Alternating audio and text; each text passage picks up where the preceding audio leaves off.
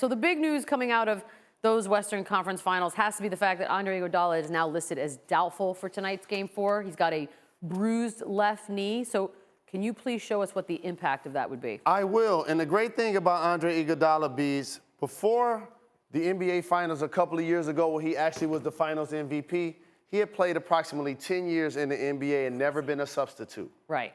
Okay. That for Andre Iguodala was notable because he gets into that series and finally starts and becomes the Finals MVP.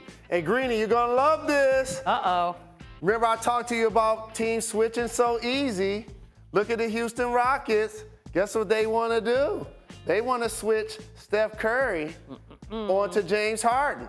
But guess what Andre Iguodala allows you to do when you're in a death lineup? Look at all of these guys. They're staying home. Andre Iguodala is not going to switch easy. He's actually going to fight through the pick. I love it. How about that? Old school. A notable thing in 2018, an individual fighting through a screen.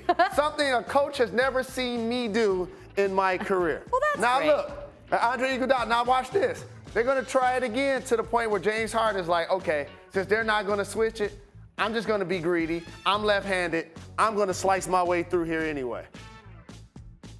Look at that. There's no way to go right here, Michelle Beadham. No, it's not a lot of space there. He's already picked up his dribble. Okay, so he's committed to this. Yeah.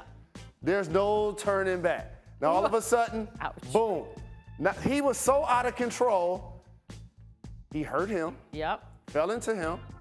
And this is never a good position to be in basketball. Right? It does look odd. Look at that. That's not good. Look at those two guys. That's fun. And Draymond, this guy, Draymond been a terror since the public school era. He don't care. He's just gonna pick up the ball and not care about either one of them. Look. And look at this. This is the great thing. Eric Gordon doesn't stop the ball. Trevor Ariza's like, this is what they call actually selfish defense.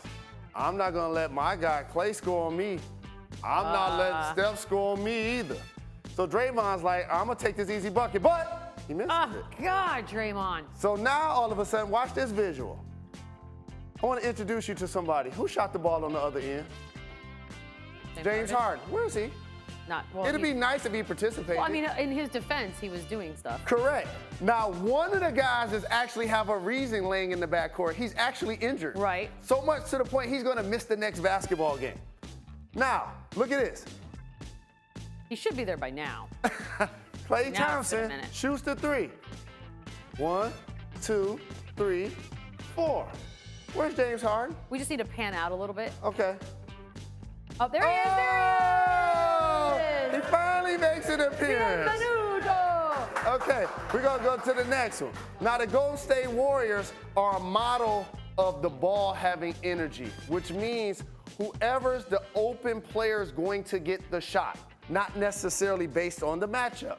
So you initiate the offense, you get it to KD, which is a smart thing to do. Andre Iguodala, his versatility just allows him to be out here.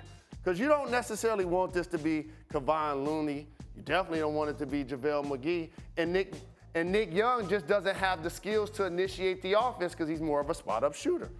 So here's you go, Andre Iguodala initiating the offense. Now, how many people done touched the ball? KD's done touch it. Iguodala's done touch it. Draymond's done touched it. Steph's done touched it. And you know what happened? It has energy, kinetic. Everybody feels good when they touch the ball. No. So now all of a sudden you cut harder. You're more engaged. You continue to move. And that's the one thing that people underestimate about the NBA. They always say that people don't move the ball. Look, it's 9 seconds to go. They've already passed the ball like 5 or 6 times. And here you go backdoor to Steph, easy layup. So that's the difference between these two squads. And Andre Iguodala plays a big-time factor because he allows the versatility of the death lineup from a perimeter standpoint. Well, as we mentioned earlier, the X-rays are negative. We're going to stick with the topic of Iggy. The Orioles will miss him, especially on the defensive end. As you see there, he's allowed only 1 field goal this series in 41 matchups in the half court when defending James Harden and Chris Paul. Look in total, at that stat. Opponents have only shot 36% with him as the primary defender in the post. So we just saw the value of the touchscreen. As far as the injury goes, we're not sure if he misses tonight, if he misses another game, who knows yet. But does it change anyone's expectations going in the series? I felt this will be a long series because injuries happen.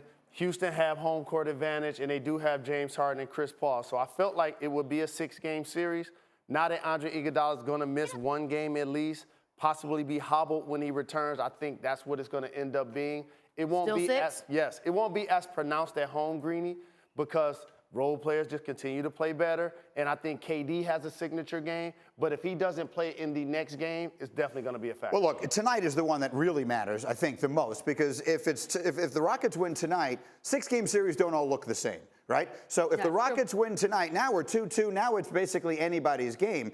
If it's 3-1 after tonight and the Rockets hold home court in some semblance of pride, it doesn't have the same feeling. So Iguodala out tonight. Does it change my opinion of who's going to win? No, but is it a significant injury? Sure, and this is the game the Rockets need. And also, you saw in that breakdown, Greeny, the difference in what's considered the death lineup with Andre Iguodala versus not. He was not going to allow Steph Curry to be switched on to James Harden. He fought through the screen to the point where he cut him off and ended up getting injured because of it.